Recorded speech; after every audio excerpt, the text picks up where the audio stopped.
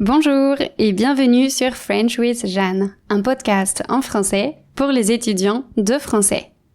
Vous écoutez l'épisode 2 de la série 10 où je réalise des activités extraites de mon e-book 45 activités pour pratiquer son français en s'amusant. Avant de commencer, je voudrais signaler que mon profil Instagram compte maintenant 10 000 abonnés. Si vous en faites partie, merci à vous. Si vous n'en faites pas partie, venez me rejoindre. En plus, j'ai créé un petit cadeau pour fêter ça. Il peut être téléchargé gratuitement depuis Instagram ou mon site web.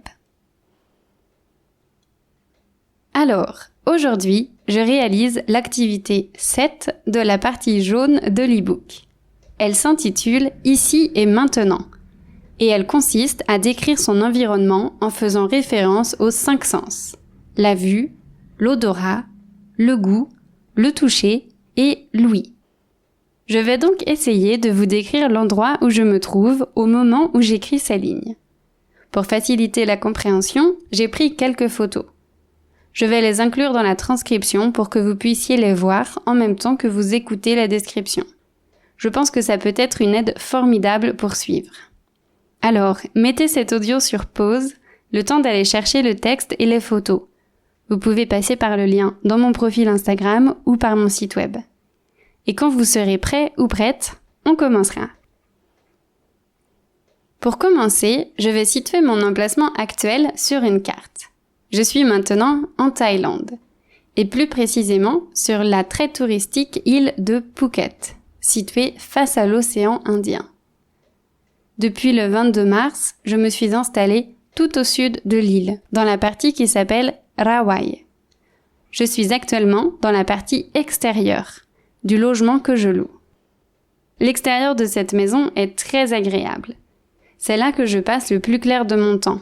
Comme il fait généralement beau et chaud, je peux travailler dehors. Je travaille de ma chambre quand il fait trop chaud ou qu'il y a trop de bruit dehors. Je suis maintenant assise sur un canapé à l'extérieur. C'est un canapé d'angle en osier, recouvert d'une couverture rayée bleue et blanche. Pas vraiment douce.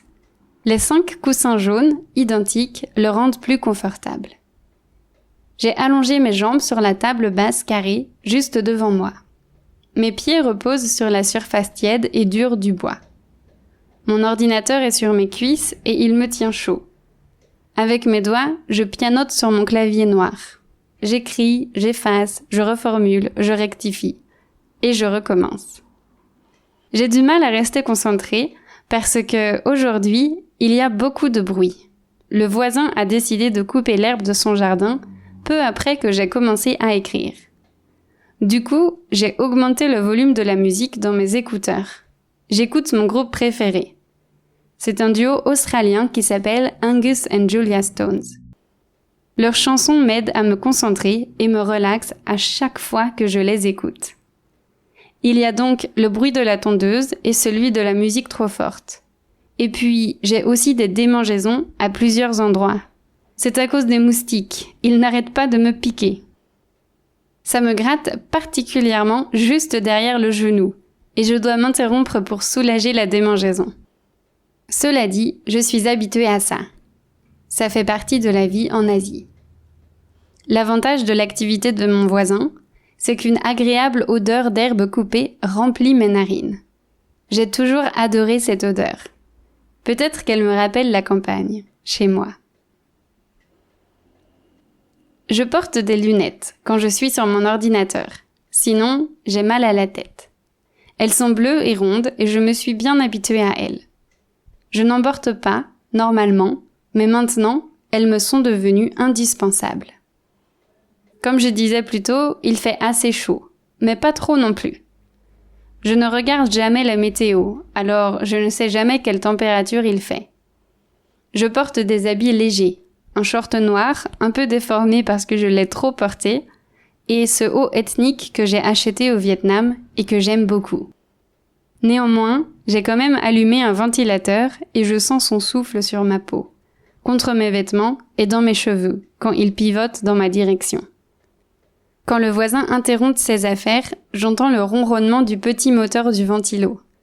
Il est un peu trop bruyant à mon goût, mais je m'y suis habituée à ça aussi. D'ailleurs, dès que le voisin éteint sa machine, les bruits habituels me reviennent dans les oreilles. C'est un endroit calme ici, mais malheureusement, la route est juste à côté. Alors on entend les voitures et les scooters passer. Et parfois, ils sont super bruyants.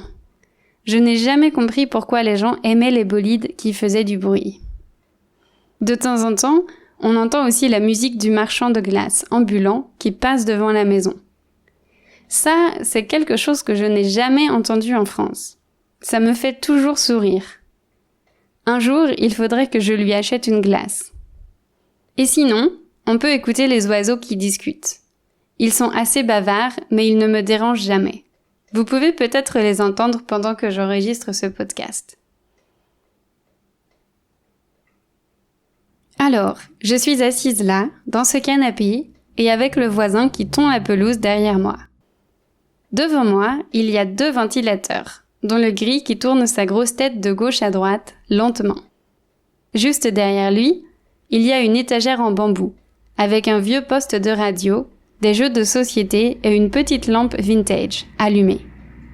Derrière cette étagère, un canapé beige et une banquette se font face.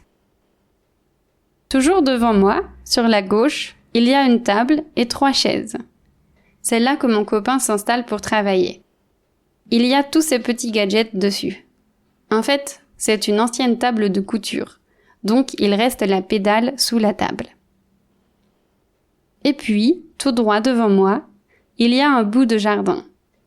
Je peux voir une petite installation en bois avec des pots de fleurs, de l'herbe verte et un cactus. Il y a aussi une slackline, verte également. C'est comme une corde plate où il faut réussir à tenir en équilibre. C'est beaucoup plus difficile que ce qu'on peut imaginer.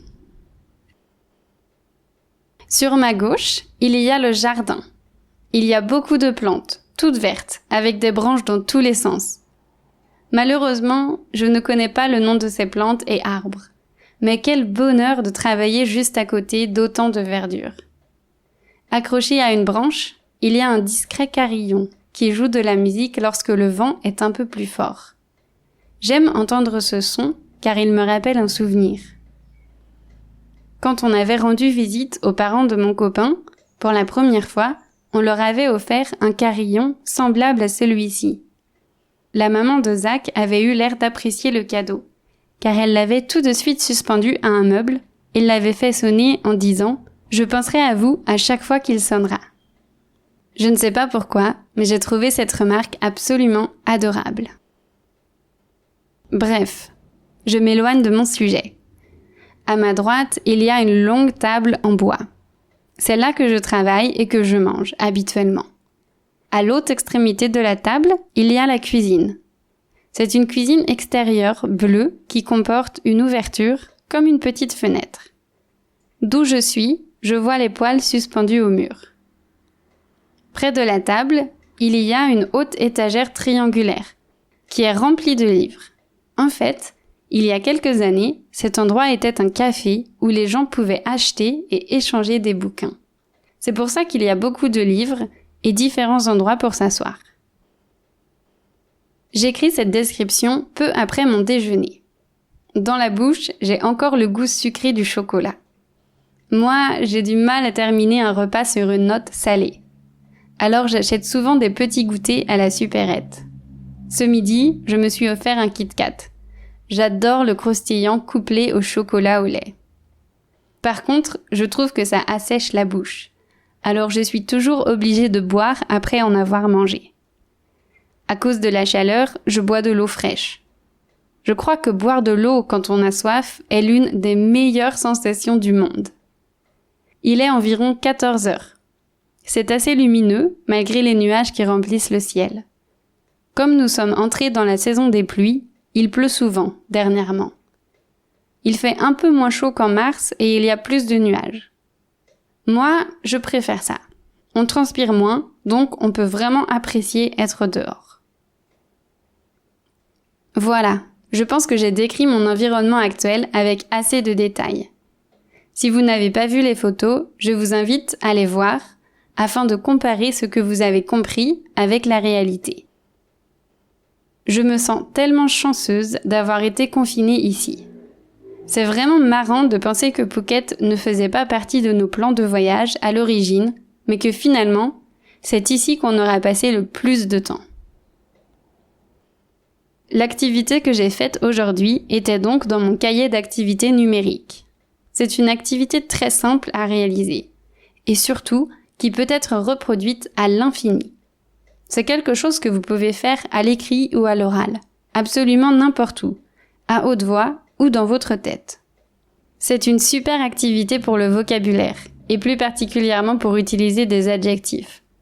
Vous pouvez parler de la lumière, des couleurs, des formes, des nuances de goût, du volume et de la nature de chaque bruit, de l'origine des odeurs et du contact de votre peau avec les différentes matières, ainsi que de vos sensations physiques.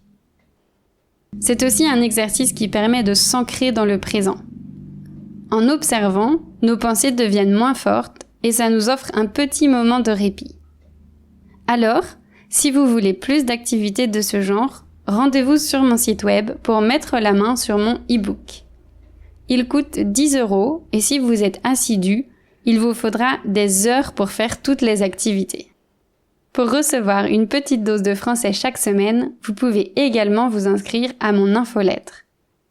Et comme je l'ai dit au début de l'épisode, vous pouvez dès maintenant télécharger votre cadeau pour fêter les 10 000 abonnés d'Instagram. Je vous souhaite 2 agréables semaines et je vous dis à bientôt!